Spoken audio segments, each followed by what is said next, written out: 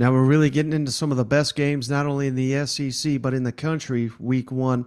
Who's next on your list?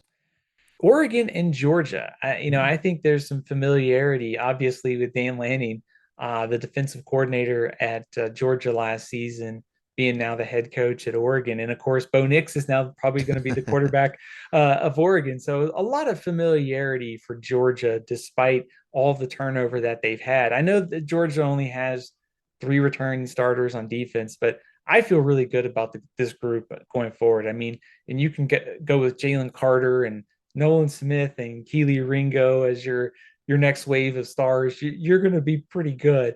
I think offensively too, for Oregon. I think when you set up like a style game, the front on for Oregon defensively is pretty good. Noah Sewell's one of the best linebackers in college football. Justin Flo, who's probably going to play opposite of him on the interior, he was a former five-star prospect. He's just been hurt, and their defensive line lost Kayvon Thibodeau to the NFL. So I think pass rush will be a question. Their second level at linebacker should be good, but their secondary has got a lot of new faces. And I think when you start to match this up, if Georgia's offense has success early, especially with Stetson Bennett throwing to some of the tight ends, and Oregon had some trouble with some of the tight ends on their schedule last year, I don't know that Oregon can keep pace offensively. I don't see Bo Nix being able to win a shootout against Georgia's defense. So I think the Ducks, they're big underdogs. I think rightfully so.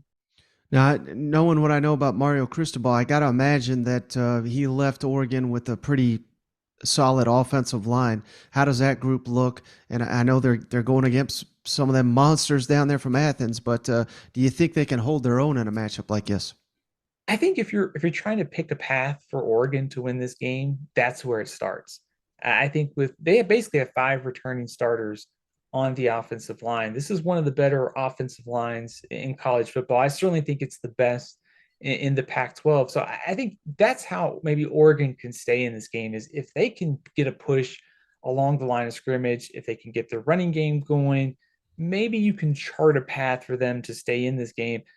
It's really hard for me to see them being able to win all four quarters against this defensive front. But maybe early on, the familiarity, the offensive line, like maybe it takes Georgia a quarter or two to figure this out. But I think they're going to be fine later in the game and eventually pull away.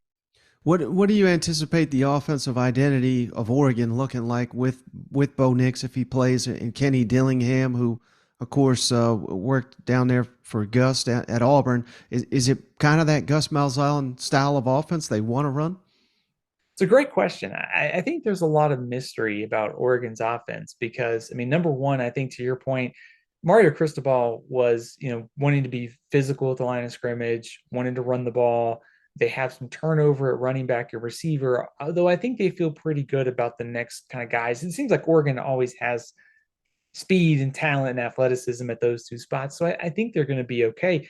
I think if you're probably Oregon, you probably do want to kind of stick with that physical philosophy this year, just because Lanning's coming over from Georgia and his the mindset that he has from defense, Dillingham and his past at Auburn, and that's also your strength too with your five starters back on the offensive line.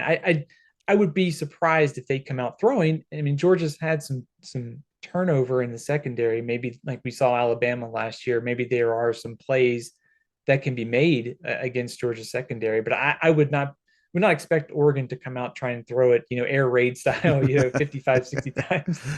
Is there one skill player on Oregon maybe that Georgia fans should be aware of heading into this one?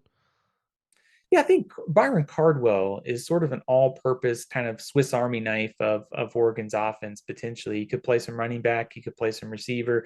If nothing else, he's probably going to catch the ball out of the backfield for Oregon. And I think they have a collection of receivers on the outside that one of those guys could be all Pac-12 at the end of the year, or they all could have about 40, 30 catches and just be a really solid collective group. So I think they lose their top two rushers and their top three pass catchers, but I still think Oregon feels really good about those guys coming into this year.